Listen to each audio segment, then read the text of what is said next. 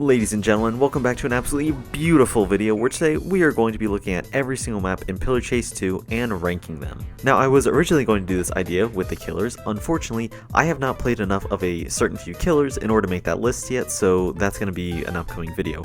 But for now, we're going to be looking at every single map that's in Pillar Chase 2 and ranking them on how fun they are. This has absolutely nothing to do with, how like in the meta they are with a certain killer. This is just how fun I find the map and how fun, well, I guess other people find the map. This list also won't be targeted towards a specific group of either survivors or killers. It's going to be for everyone. So every single killer and every single survivor. We're taking it into account of just how fun it is for both sides to play on the map, and that's how we're going to be ranking them. Okay, now I have to say this. This is my opinion. It is not fact of law. You can have a different opinion that is perfectly a-okay with me, okay?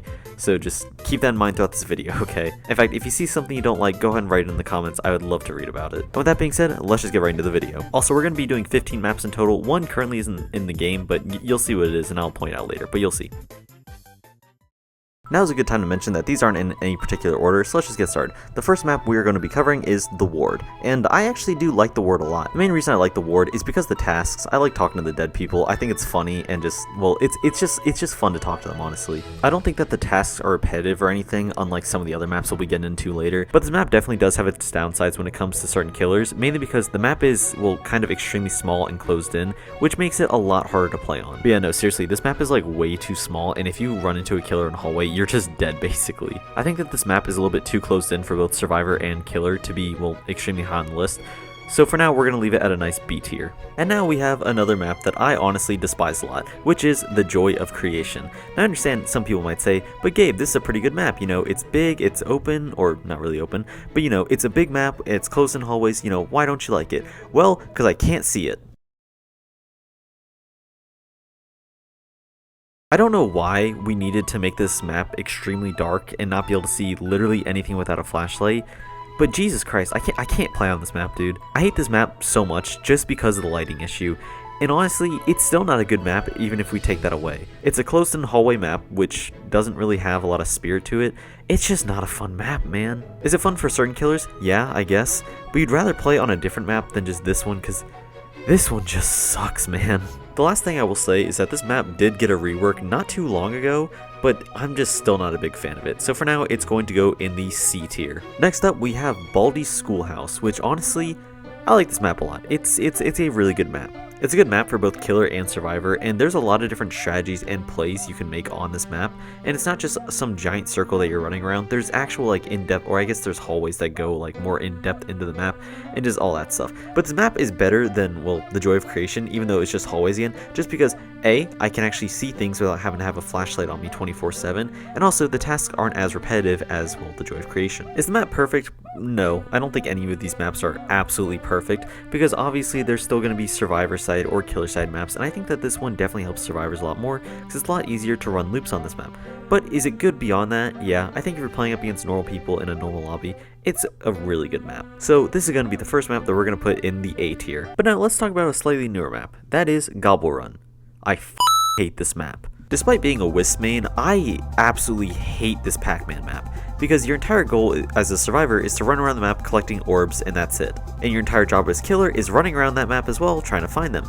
And this map is not fun to play on. It just feels like a giant circle, and it's just not a fun map. Like I said, the task for survivors feels repetitive. I don't like having to grab 150 of the orbs or like 4 of the big ones. It doesn't matter, it's just not fun for the survivors. And for killers, I think it gets even worse. If your killer is either a sneaky killer or someone who needs basically kind of like actual room to be able to do what you need to do, this is not a map you should be on, and it's horrible for that exact reason.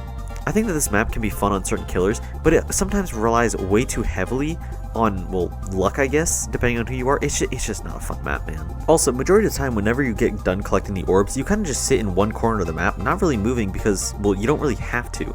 No one's coming for you, and you'll be able to see the killer from a mile away. Like I said, this map, it's just not that fun. So this is going to be the first map that I put in the D tier, because I hate this map. Next up, we have a also relatively newer map, which is Hide and Seek. Hide and Seek honestly is not a bad map, and even though it kind of ish got a soft rework with just some of the tasks, I still think it's a pretty solid map. Honestly though, it's literally just a hallway, but it has enough rooms, and I mean, it's fun enough to play as both Survivor and Killer on this map.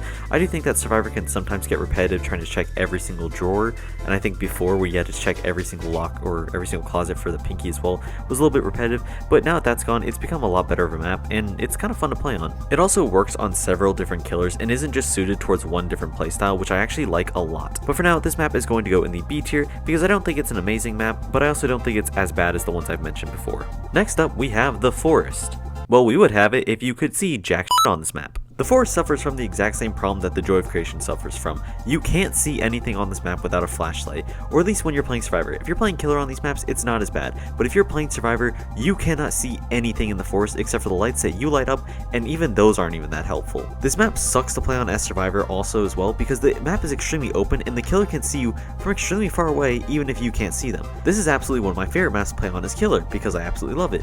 But if I'm being fair here, and I have to be fair to Survivors, this map absolutely sucks to play on as a Survivor when the Killer almost always knows exactly where you are. You don't even need aura reading perks on this map because that's how open it is and that's how easily that they can see you. Lighting is going to be a constant thing that I hate about a lot of these maps because a lot of them suck just because of the lighting. This map would be pretty solid if maybe you could see a little bit more, or I don't know, maybe if it was just positioned differently. But with how it is now, this map sucks to play on as Survivor and I absolutely hate it. But like I said, if you're playing as Killer, it's honestly not that bad. But with all that being said though, I think that this definitely belongs in the C tier because, well, I have to be fair to both Survivors and Killers. Next up, we have the Holding Facility, and god damn it, why can't I see again? The Holding Facility is just a giant circle, I guess, and originally this game mode was meant for a stronghold, I'm pretty sure, and then they changed it to where it's just a normal functioning map now, which I don't know why. I liked the old game mode of Stronghold. I don't think it was extremely fair to the Killer, but I mean, it's something. This map overall is not that good in my opinion, and suffers from, well, the lack of lighting once again, but also the fact that it's just not a fun map. It's just a giant circle, and playing as Killer, I mean, you can have some fun on it, but if a Survivor's on the other side of the map, it's just not that fun to play on, and even as Survivor, trying to do the codes, sometimes it breaks out and you can't put in the full code and you have to reset it again. It's just not a fun map, man. So this map is going straight into the C tier, where it belongs and where it's gonna stay. Next up, we have Black Sun. And Black Sun was a map that was recently removed, but I played on it so much and I'm pretty sure you guys have as well, so I'm just gonna include it on this list just because I like it. On Black Sun, it is an extremely dark map, but you can actually still see even though it is that dark, and that's something I actually do like about this map. I think that the simple loop with some integrated paths in between to let the Killer get around easier is definitely a smart map decision, and I like it a lot actually, just because it's not too hard on the Killer, and it's also not too hard on the Survivor either. You only have one task on the map, and that's just to collect 8 rings, which honestly can sometimes get very repetitive if you already know where all 8 rings are, so I mean, take it as you will. Overall though, I really just like the layout of this map, and that's one of the main reasons why I do like it so much, is because even though it's a very simple layout, I think that it works with a lot of different Killers, and Survivors can also adapt the landscape as well, which makes it an extremely fun map. Overall though, I think that this map deserves a B just because it's not anything out of the blue, but it's also a pretty solid map overall.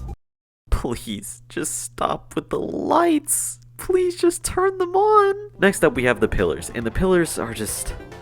God, this map sucks because of the lighting. It's not a terrible map other than the lighting, but the lighting is the one thing that absolutely ruins this map because, well, once again, you can't see anything. Without a flashlight, this map is literal hell and just, it's not fun to play on. After you get a flashlight, I think the gameplay significantly improves, but honestly, the map still isn't anything special. It's basically just like, well, it looks like a Pac-Man maze, honestly, with just a bunch of pillars in between, and it just sucks to play on. Playing on this map as Killer honestly isn't as bad as playing on Survivor, but it isn't any better if I'm being honest with you. It's still basically a generic map, which is an entire circle with just a bunch of, well, pillars in between. I like to add that this map actually also did get a rework as well, and then got redone back to what it originally was because people didn't like the rework. And honestly, it was for the better. This map was even worse somehow with the rework, and I don't even know how that's possible. Overall though, this map is definitely going into the D tier, mainly because I just absolutely hate it, and I can't see. Next up, we have the pillar drainage system, and honestly, this map is not that bad. This map is both fun to play on as Killer and somewhat as Survivor. I'm gonna get into that in a second, but let's start with the Killer stuff. This is an absolute dream for a Killer, or as long as you're not playing like extremely stealth, then I'm pretty sure you'll be fine. It's a nice open map with a little bit of inside area, but mostly open, and it's extremely easy to spot people and just have a good game overall. Now on the Survivor side of things, it's a little bit harder and the tasks do get a little bit repetitive, but overall it's still not a bad map. As Survivor, there are definitely things that you can do in order to outrun and outsmart the Killer on this map, which makes it not feel as Killer-sided and, well, is actually a lot of fun. I definitely enjoy playing Killer a lot more on this map than I do Survivor, but it still does work both ways, so it's not not really as bad. This map can go in the B tier mainly because it works mainly for killer, but it also can work for survivor, and I think it's fun either way you put it. Next up, we have My World, and as much as I absolutely hate PCX, this is an extremely good map. It has a really solid layout for both survivor and killer, and the tasks on the map are actually a lot of fun and don't get that repetitive. Despite being an extremely open map, which most of the time would favor a killer, there are many ways survivors can work around this by going through underground systems or simply just outrunning the killer on the surface and using different jump pads and other things to work to their advantage. Like I said, I absolutely hate PCX, but this map is amazing. I think it's absolutely one of the best maps in this game, except for, obviously what it was added with, but other than PCX, this map is absolutely amazing. This map definitely belongs in the S tier and is probably literally one of the best maps in this entire game, even though it was added with my least favorite part about this entire game. Next up, we have the dungeon, and honestly, it's a very solid map that I like a lot. The dungeon is an indoor map, which automatically kind of means it's a little bit less killer friendly, but it still is an extremely fun map nonetheless. I think it has a very solid layout and doesn't feel just like a giant circle, I guess like a generic map. I think that the tasks are extremely fun and don't really get that repetitive, and I also think that the Easter eggs like the door screaming at you on this map is an extremely fun feature and is bound to scare the crap out of someone, because it scared the crap out of me several times now. But whether you're playing a stealth killer on this map or someone who just brutes around, it works for you regardless, and it's honestly just a really solid map. I think one of the problems that killers will run into on this map is simply just tracking, just because it's a very big map and very closed in, so you're not going to be able to find people as easily, but other than that, it's a really fun map. So I'm going to put this map in the A tier because it's honestly a very solid map and I enjoy playing on it a lot. Next up, we have the Mainland, and even after playing this map for a few weeks, I'm still not a big fan of it. This map came with the Slender Tubby update, but honestly, I'm still not a big fan of this map, and I've been trying to get into it a lot more recently, but it's honestly just really hard to. There's no lighting issue like some maps, except for, I guess, the extremely thick fog, but that's not really a big problem if you can at least see somewhat. But my main problem with this map comes with the fact that it just feels so random, and a lot of the map is out in the open, while other things are like more side paths.